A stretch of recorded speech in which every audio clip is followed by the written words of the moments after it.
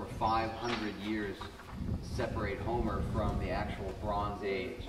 And one of the things that's so challenging about Homer, both the Iliad and the Odyssey, is there are passages in those books which clearly reflect something from the Bronze Age. I mean, all the gold in a couple excavations from 700 BC, like in the Argos Museum, I mean, they just didn't have anything like that. But they certainly did back in the Bronze Age. You've seen stuff from the Bronze Age, like in the museum we just came from, and there's lots of gold around.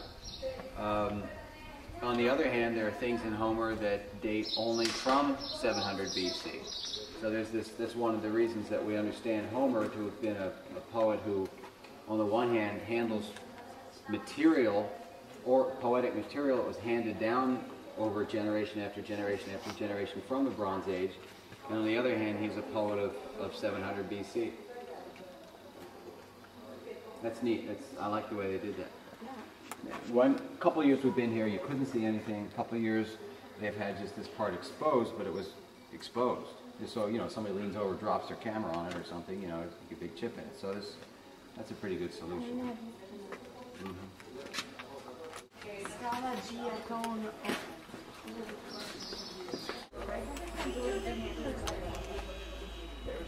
When you get to Olympia tomorrow, you'll see they're on.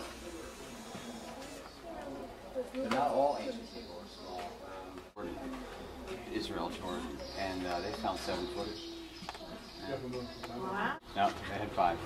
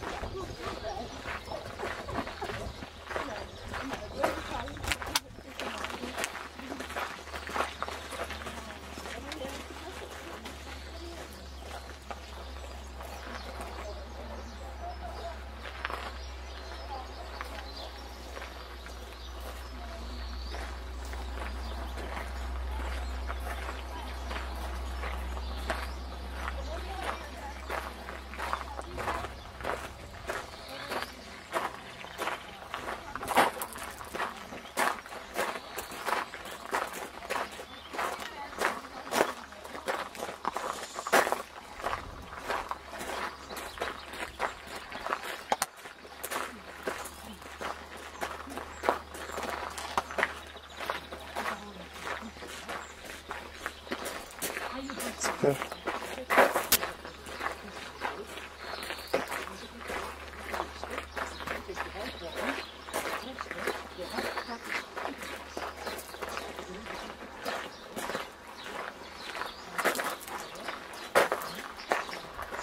Wow.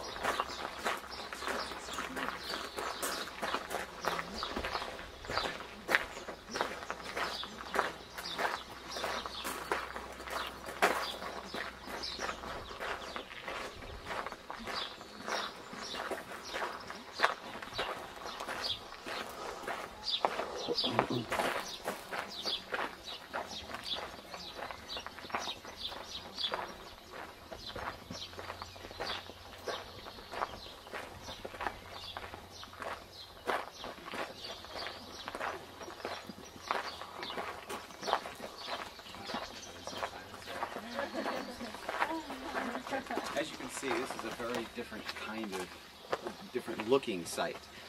We are at the confluence of a river and its tributary, one of the most famous rivers in Greece, the Alpheus River, and its tributary called the Cladius. And where two rivers join, it's apt to be very green, and as you can see, it is here. The rain, of course, enhances all that. That's irrelevant, but lots of pine trees and smaller oak trees, and Olympia has always been a very beautiful site and looks different from the dry, rocky rest of Greece that mostly we encounter. Historically speaking, this is a very important spot. Religiously speaking, it's a very important spot. I want to handle those two things. And then, of course, athletically speaking, it's a very important spot. In terms of history, I planned this trip chronologically. We saw the Minoan age in Crete. We looked at Carfi, that rock up in the hill where people fled. We looked at the poppy goddesses in the museum. At the end of the Bronze Age, things are falling apart. We came over here, we looked at Lerna, which was Neolithic and early Bronze Age. The Mycenaeans move in and take over. We looked at the Mycenaean citadels, and then that civilization collapses as well.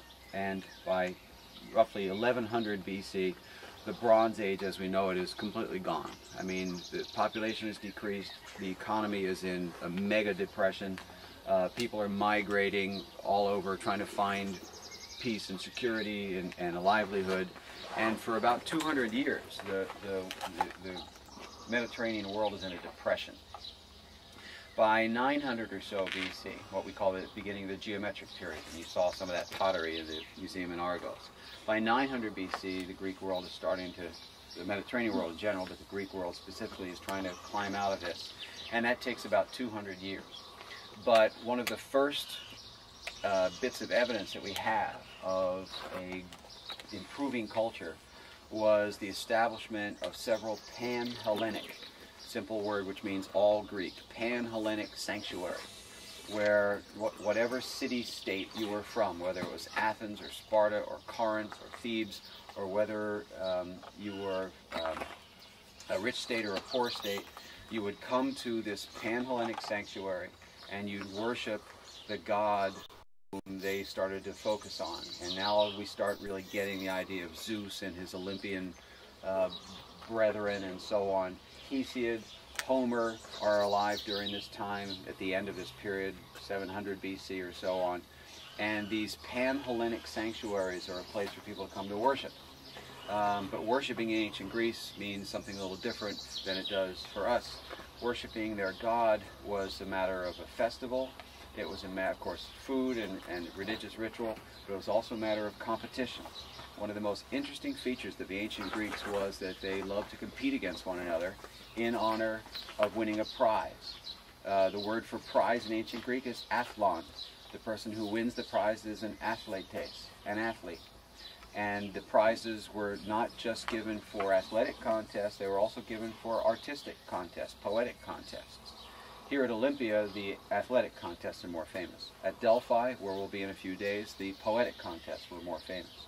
But they actually had both at each site. Every 4 years, they would meet at these pan-Hellenic sanctuaries, and they alternated. Like 1 year would be here, the next year would be Delphi, another year would be at Corinth, and another year at Nemea. So each year they had one of these pan-Hellenic festivals, and they would come here and they would compete. One of the ways they competed was in their dedications to Zeus, the great god who's worshipped here. And they would come here with their artisans and construct these big bronze cauldrons, beautifully worked bronze work, detailed geometrical designs, and eventually little pictures of myths and so on. And you'll see those in the museum after we finish this here. Of course, the athletic contests are something that develop along the way. We are told that the first athletic contest was in 776 BC, which is right towards the end of the geometric period, so it sounds about right. We're also told that Hercules establishes the Olympic Games. That's not right. Hercules didn't really exist, and even if he did, he'd be way back in the Bronze Age. But it's a foundation myth, so we're told that Hercules was here. So that we're at a pan-Hellenic sanctuary. In a pan-Hellenic sanctuary, you have two areas. You have the sacred area and the non-sacred area. If you look behind you, where those steps are, there's a wall, and that wall extends all the way around the sacred area. That's what they call the altis, or the sacred area inside there. We're outside of the altis. We're in the secular buildings. In fact, this is a palestra, literally a wrestling building, where they would practice their athletic skills, warm up, and probably perform some competitions in here as well. All these outlying buildings you see here are for administration of the Olympic Games, or or practice for the athletes, or hotels for people to stay, and so on. Now, don't get the wrong idea about the ancient Olympics. I mean, we're not talking about universal commercial extravaganza like we have, nowadays with corporate sponsorships and so on. The winner of an athletic event won a wreath and honor. When he went back to his native city, though, he usually was given free food for life at the expense of the state, sometimes free housing, and whenever they had a public festival or something, he got one of the great seats and so on. So it was a great honor, and in a non-commercial, non-capitalistic economy, they did really honor their Olympic victors highly.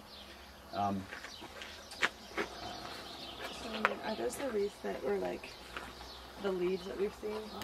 Those are those Like that, just like that. Actually, let me walk you towards the temple.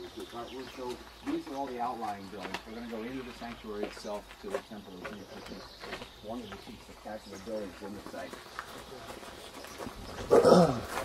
Tuck and Hercules have been here to start the games. Yeah.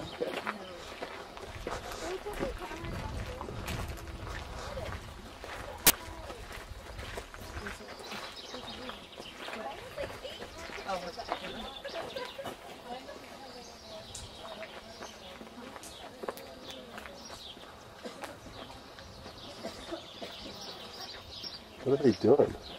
They're actually reconstructing one of the columns. Oh, just a column? Yeah.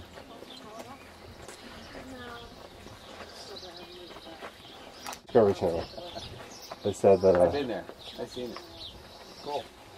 Although they remodeled it about 10 years ago. They redid the inside. They said that Athena actually showed her face in the clouds, and some UFOs there and stuff. If you touch a certain stone a certain way, Yeah. All that stuff. you visit Olympus. Right.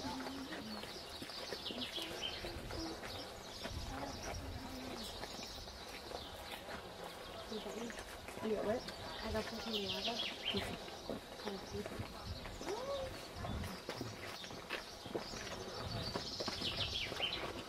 And I got something on my thing.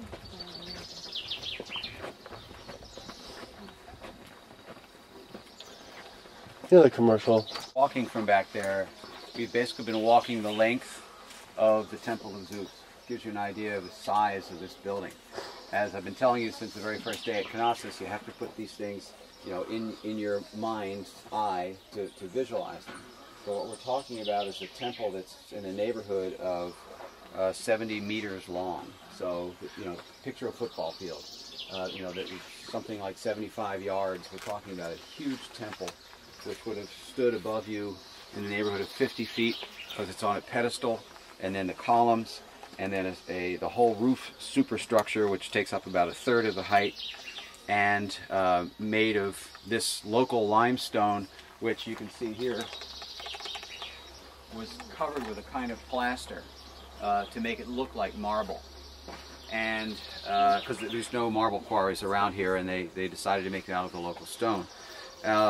And so you would have had this towering, long temple, which rather interestingly would have looked very different from the Parthenon. You'll be looking at the Parthenon in 4 days, and the usual Greek temple has 6 columns across the front. The Parthenon has 8 columns across the front.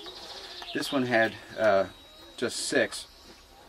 Here's the temple of Hera, and here's the temple of Zeus in the middle of the sanctuary. And this one was made to look like Zeus. And what I mean by that is not that he had a beard and a thunderbolt, but that it was thick and squat and powerful. The column drums here are very wide. The diameter is very large, as you can see, and the roof line was not very high. I mean, in terms of proportion, you'd expect a column of this thickness to sort of go up to here, and then the roof to start from there, as it is on something like the Parthenon. But here it's a very thick, squat appearance to make it look like the Temple of Zeus. This is a classical temple. We're really in a sanctuary that was established in the geometric period, becomes famous in the archaic period, And this temple ultimately is built in the classical period. There were magnificent sculptures all throughout the temple. As you walk in the front over this way,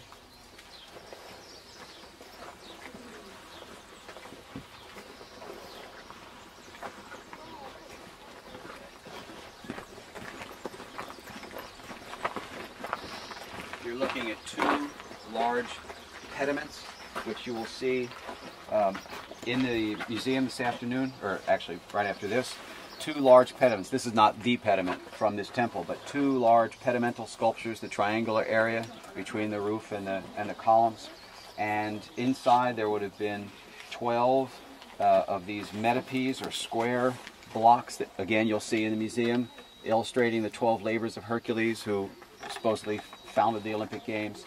And once you got inside the temple, you saw this 40-foot gold and ivory, the word for that is chryselephantine, a chryselephantine golden ivory statue of Zeus seated on his throne. When Pausanias came here in 100 AD, he said it looked so magnificent, it looked so dynamic, that it looked like Zeus was going to stand up and just put his head right through the roof. The sculptor who made this was Phidias, an Athenian, and who they obviously brought down here for the occasion.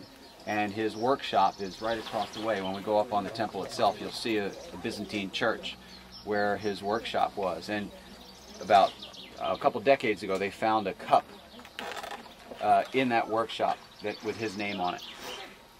I suspect somebody forged it, but nobody else does. So, for lack of evidence otherwise, we may have the actual cup that Phidias used. Let's go up on the temple itself. All these other stones you see around here, by the way, this temple was destroyed by an earthquake, a couple earthquakes in the 6th century. And all of this is the roof structure that you're looking at. You can see the joints where other stones were inserted in. You see the size of the architrave, that is the roof line. You can see the size of the capital of the columns over here. And when we get up on the temple itself, you'll see a whole string of columns, column drums run out by these earthquakes in the 6th century. These are dedications for statues. So these are like footprints where you put a bronze statue, and then this is the dedication. Yeah, there's thousands of these on the site. You have permission? Right? I'm a teacher. Your permission. I'm teaching. Your permission, please. I have an entrance I'm permission. friend of your I Your have permission. an entrance permission. What? Right here. You have it? Here, look at it. Please. Okay, thank you very much. Okay, thank you very much. You're right.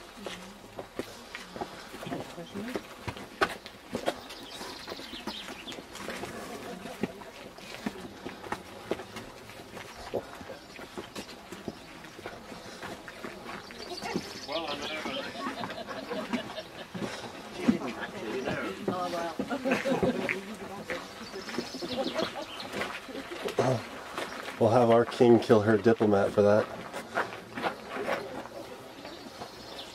Sorry. Just kidding. Yeah, that's all right. I can tell you more about it later. But this is the vestibule, and the metopes of Hercules would have been in here, above you. There's some mosaic floors, which some pebble mosaic floors over here, and you can see a kind of patterned stone mosaic over there. And again, you're just in the vestibule.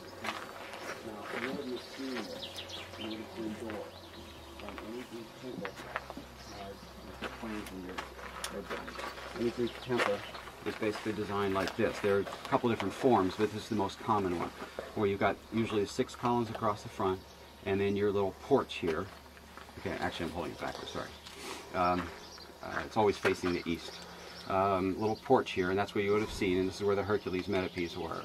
And then there's the big interior room called the cella, with a cult statue in the back, and then there's a back room. But as I've explained in mythology class to a lot of you, the actual cella, the actual interior of the temple, despite the size of this massive temple, is really very small. I mean, it's just between these interior walls here. And it starts from the back of the porch there and just goes back to where that far rope is. I mean, that's pretty much the interior of the temple. And what that demonstrates, what you can see so easily now, is that these temples are not congregational meeting places. This is not a synagogue. This is not a church where hundreds or thousands of people come in to worship. I mean, the interior God can live in this building in a theological sense. And so it's a very different conception of a religious place. If they wanted to perform some kind of religious ceremony, it was usually done outside on an altar. Okay? All right, so let's walk around the side of the temple. As we do, you can see the column.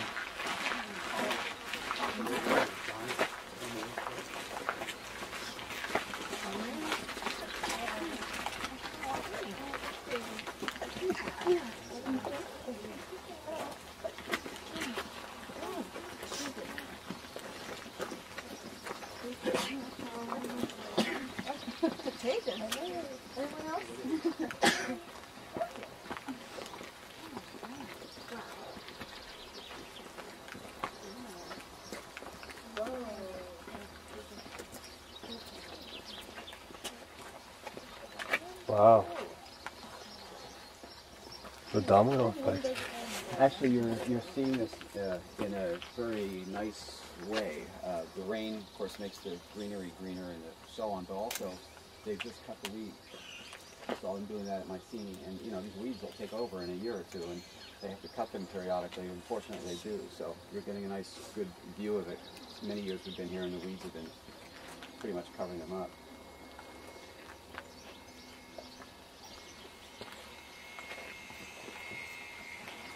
Everybody okay weather-wise? I need to bolt. How about you? Because you've been sick, you all right? No, I'm fine. Yeah, I have a sweater. Okay.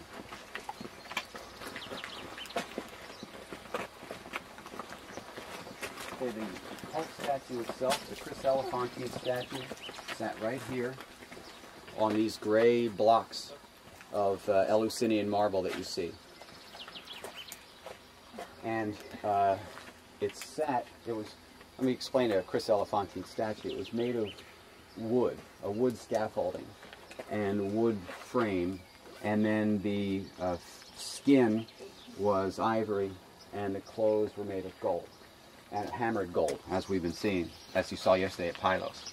So the entire thing is made of wood and ivory and gold, and you want these statues to last for hundreds of years, so they would put them in a pool of olive oil to keep the wood and the ivory moist so they wouldn't crack.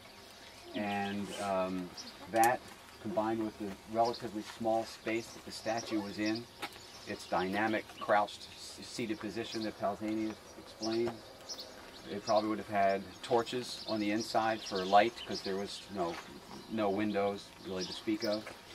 It really must have been just an amazingly imposing, awe-inspiring sight to walk into a temple like this, look at the statue of Zeus, whether it was brand new or whether it was 400 years old, in this room where this god made of gold and ivory is towering above you in this dim, reflective light with the olive oil pool and the gold shimmering before you.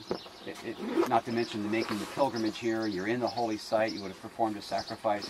It really must have been something extraordinary. And for those reasons, it was listed as one of the 7 wonders of the ancient world. Unfortunately, virtually nothing of this statue survived. Barbarians sacked Olympia in about the 3rd century AD, and they carted it off. You know, it was gold and ivory. Never mind it was a statue of Zeus, they didn't care, it was gold and ivory, so they took it off. Of course, the wood wouldn't have survived. What we do have, and you'll see this in the museum, are some of the molds that Phidias used to hammer out, let's say, the gold leaf, or to make various portions. You'll see that in the same display case as the cup of Phidias. And I'm really not allowed to lecture in the museum, so it's pointed out, I believe, in your red guide, and if not, I'll point it out up there. They are in the process of reconstructing a column. They're not working real fast. They've got one column up in 1 year, but they're in the process of putting up one column, which is, at least will give you an idea of the height that the thing is so on. Actually, it looks better without it, but that's what they're doing. Yes, certainly for the Olympics. This, by the way, one other thing. This is being done by the Germans and Austrians.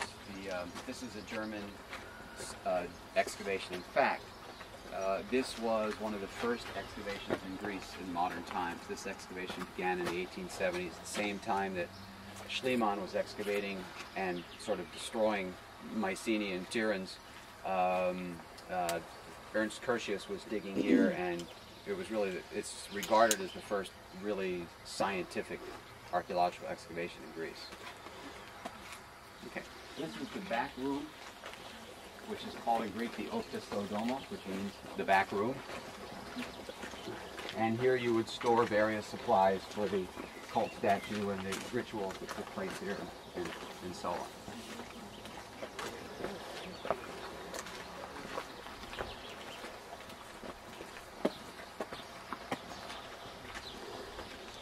And again, from this side of the temple, you wouldn't have seen through, you just would have seen the back wall here.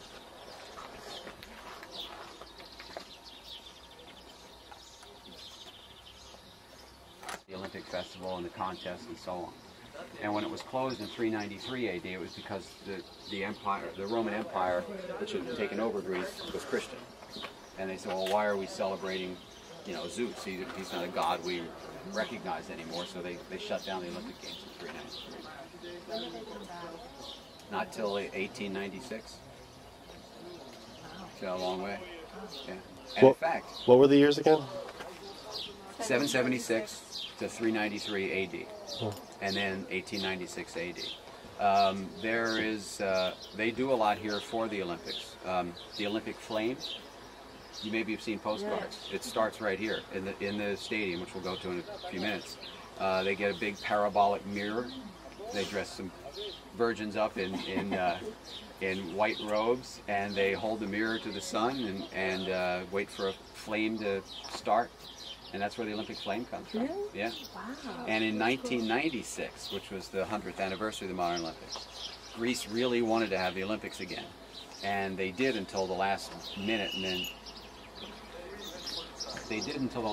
when Coca-Cola, CNN, Turner Broadcasting, all those Atlanta companies chipped in, who knows how many hundreds of millions of dollars. But anyway, they were so angry they were going to withhold the flame. They were going to say, like, get your own damn flame, you're not getting it from us. But they relinquished, and of course they have the Olympics coming up in 2004, so, which they're very excited about. Wow. Yeah, it's neat. Okay, now we're going to make our way around, and this is one of the earliest surviving temples in Greece. I told you when we got to Mycenae that they didn't build temples like this. Ask somebody what a Greek temple looks like, you think of something with columns around it and so on. They didn't build temples like this back in the Bronze Age, nor did they really in the geometric period. It really wasn't until 700 BC or so that the Greeks started building temples like this, pretty clearly in imitation of the Egyptian temples, which are somewhat similar. This one dates from about 650 BC, and therefore is very early. When you build a temple like this, especially in an earthquake area, at some point you're bound to have some problems in reconstructions.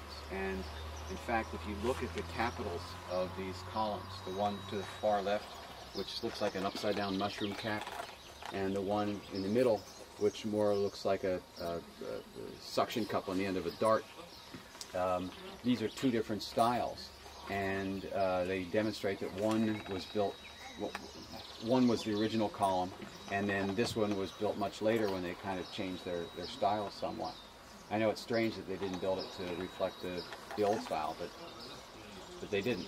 If you've ever seen Chartres Cathedral, it's the same thing. One tower is Romanesque and one tower is Gothic. I know you're all, what the hell is the Temple of Hera doing here in the great sanctuary of Zeus? It's not just that she was his wife and sister.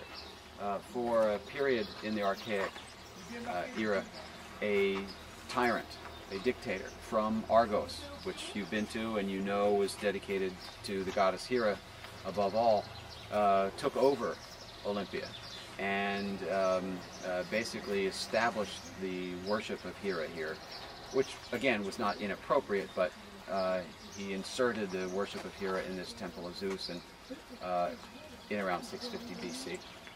or thereabouts. You'll notice that the two temples are parallel, and that's because Greek temples almost always face the east. They're oriented towards the east, and that's why they're parallel. In this corner, right over there, in that right-hand corner of the temple, Pausanias says he saw this beautiful statue by Praxiteles of Dionysus holding Hermes holding the infant Dionysus. And sure enough, archaeologists found this statue right here, right where he said it was. And you'll see this in the museum in a room by itself, and it's one of the most magnificent things you'll ever see. And once again, you can see how large the temple is as a building, but how small the cella is. You understand when I'm saying cella, I'm not saying cellar. Yeah, the interior spot. It's just, that interior space right there of the grass. Is there a statue of Hermes? Good question. Yes, there was a cult statue in there, and in fact, we have it. Not the whole thing, but we've got her head, and which is big. It's about this big, and it's archaic style with almond eyes and a slight little smile. And you'll see it in the museum over on the left side. What is it made out of? Marble or limestone. Okay. In this direction, underneath that tree with the ropes around them, is, which, contrary to popular opinion, was not invented by the Romans. The Greeks did have an arch. They just didn't use it very much. They didn't fully appreciate, actually I should say, they didn't really appreciate what an arch could do, and that is that this open space with the arch on top can hold as much weight as if you had filled it all in with stone. The Romans would figure this out and build huge aqueducts that ran for miles, and the Colosseum, which held 60,000 people, and so on. But the Greeks just sort of developed the shape and didn't really use it for much. This is one of the few that you find, and it was for the tunnel that led out to the Olympic track. Did it go all the way down? Yes. There were originally two tracks here at Olympia, one for running and one for horse chariot racing. And in fact, when you read Pindar and our ancient poets who talk about the ancient Olympics, it's the chariot races that are really the big things here. And don't picture Ben-Hur. I mean, it wasn't exactly like that. But then again, not too similar. But the chariot track was way over on that side, and it's been washed away by...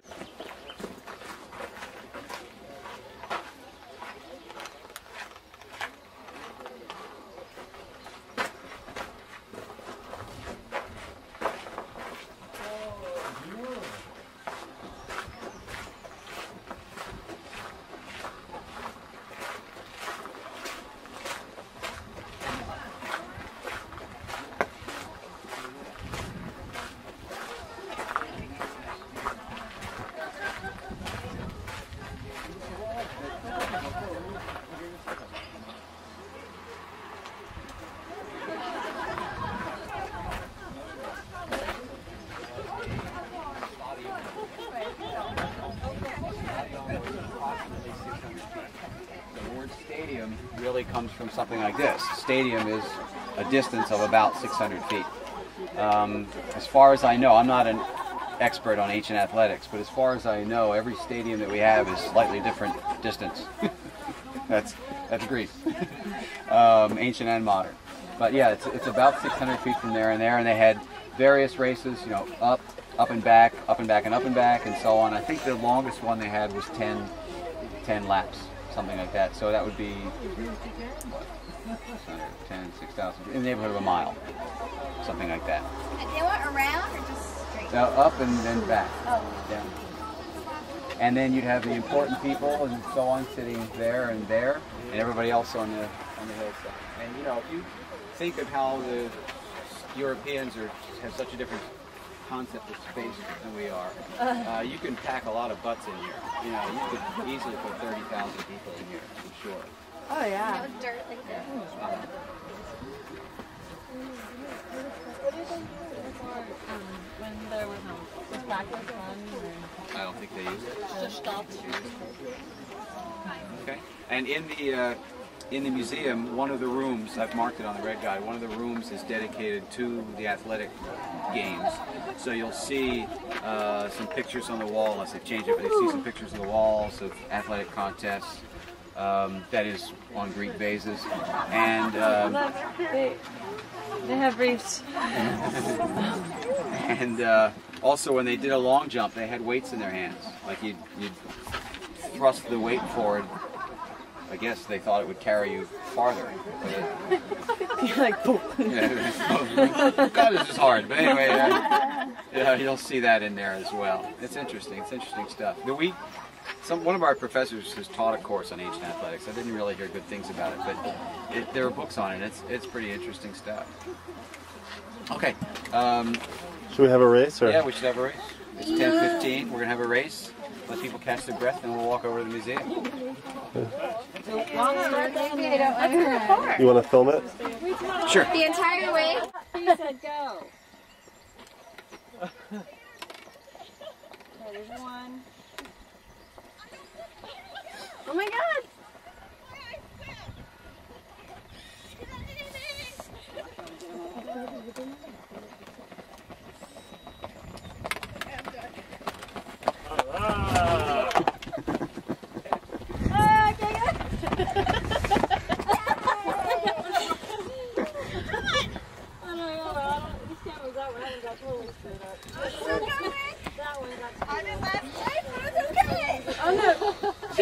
You guys.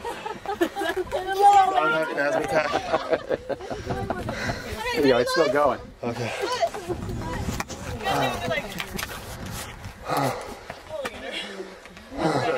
Really enjoyed the talk. Where are you from?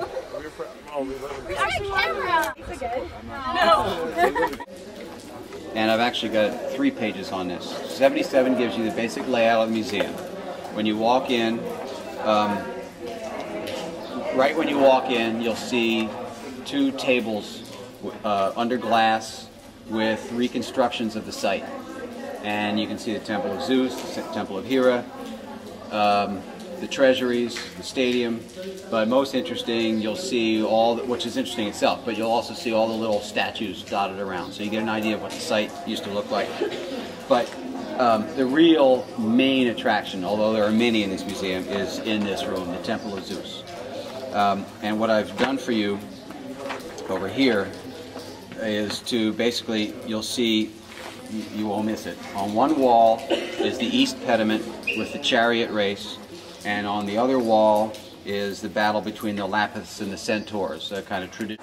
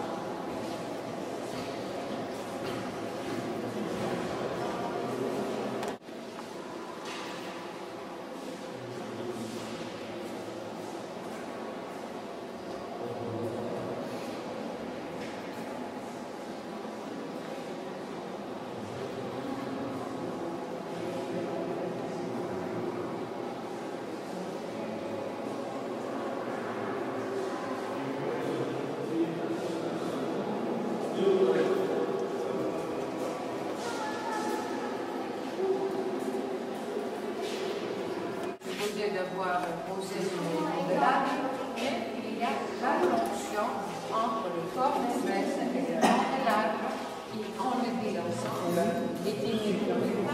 Et c'est par le fait qu'un si grand perfectionniste on sait aujourd'hui qu'il peut travailler le marque de Paros par le marque de Paros et là, il ne faut pas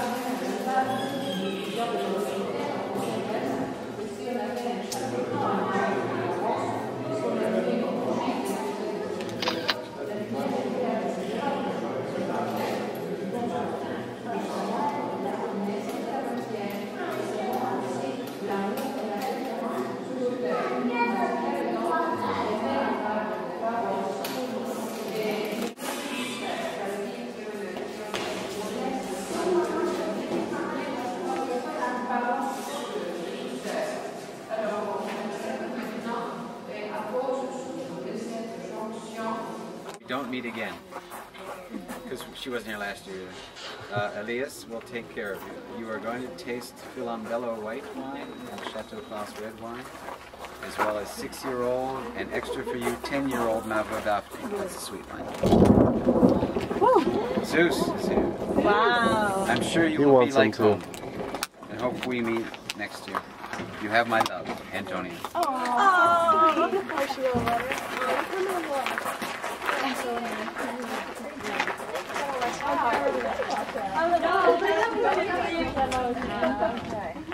Lois said Joan. Sorry, I didn't catch that little. Lois says Joan and Lois.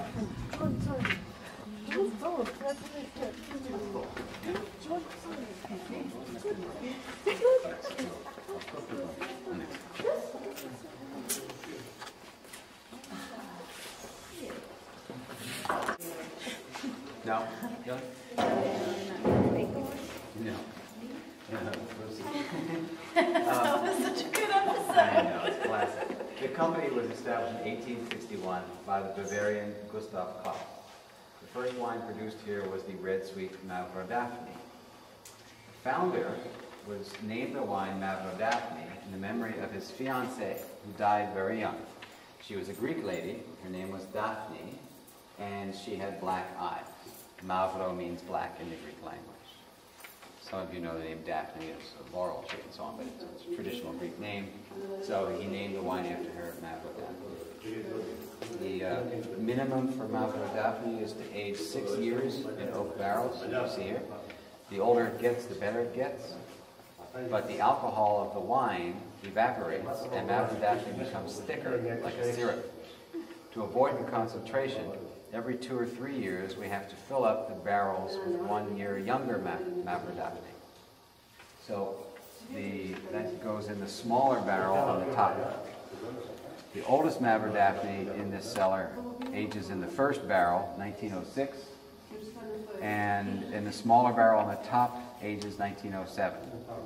Mavro Daphne, the 1907, Mavro Daphne refreshes the 1906, and they do that every 1 or 2 or 3 years. So as the alcohol evaporates, the liquid gets thicker, so they put in wine from the next year to balance it out. And this continues, this ongoing process. Now the Mavro Daphne is I'm going off the script here, but the Mavro Daphne is an older type wine. 100 years ago, people that drink wine the same way we did. I mean, they didn't like the kinds of wines we like. They liked a thick, sweet wine. And that's what Mavro Daphne is. You'll taste some when we get back. And for some of you, you may well like it. Nowadays, if you serve this with dinner at a good restaurant, they hang you. But in those days, this is, that's what they drank. They drank a nice, thick, syrupy, sweet wine. So, this is beautiful, like any winery, stones and wood, the oak barrels. But they don't really do anything in this building anymore, except the Mavro Daphne, Right, right? except for They've the got old a new stuff. one. Yeah, we'll go to that. That's Park City. No, up higher. Yes. Which is all old. They don't That's even right. use this building. That's right.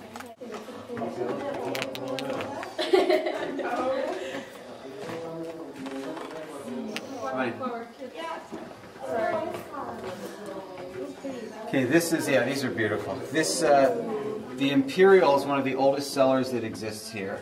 with barrels and maverdaphne from the last century. And when I say last century, I mean 19th century. Some of our barrels commemorate visits of kings and queens of Greece, back when they had kings and queens of Greece. The biggest barrels we have were made in Trieste in 1882. Each one contains 13,000 liters of maverdaphne from 1898. They commemorate the visit of Queen Olga and King George of Greece. In barrels 42 and 37, that's down the other end, we'll go there in a second. Our first maverdaphne, that is the oldest wine that exists in Greece.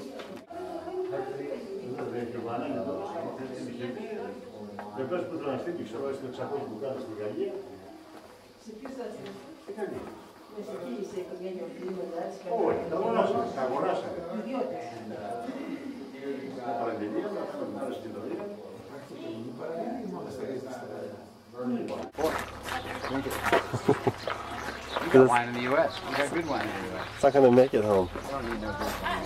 Hey, look at the breeze up there. The what? Breeze on top of that bridge. Oh, yeah. Oh, wow.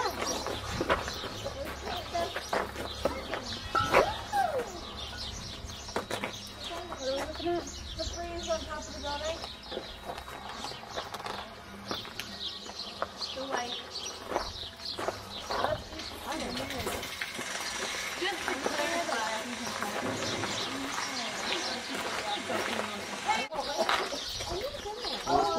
Wait a minute. So good. Up here. Anybody see a bus?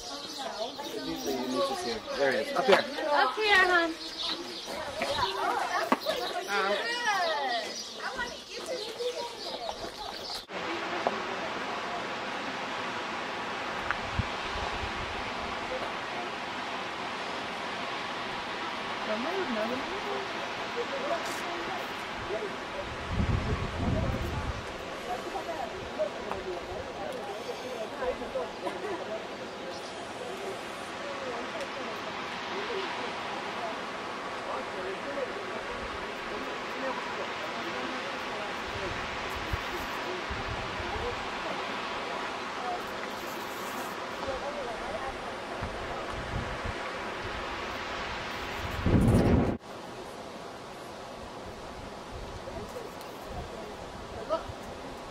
Quanti chilometri anni fuori?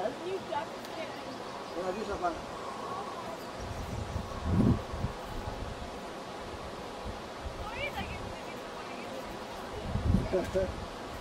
Ah, Duma. Mana pak?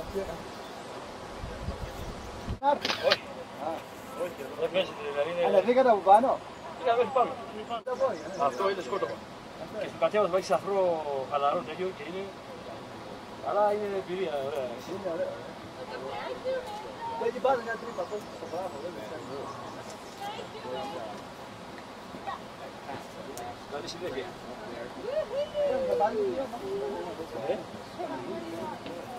Πολύ ζωή. Yeah. And that's why I have a bottle of it in a plastic bottle sitting on my... It works just fine. But you know what, the iron, this is the absolute truth. When I first came here, 87, I filled up a bottle, just so you can go, just saying. Is that the head? Oh, the cheeks! Bring me the cheeks!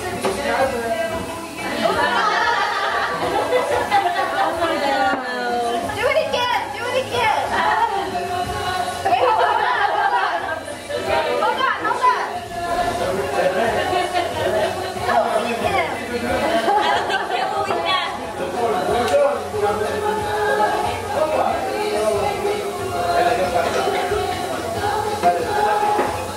That's like a female right there. Now I'm listening to me.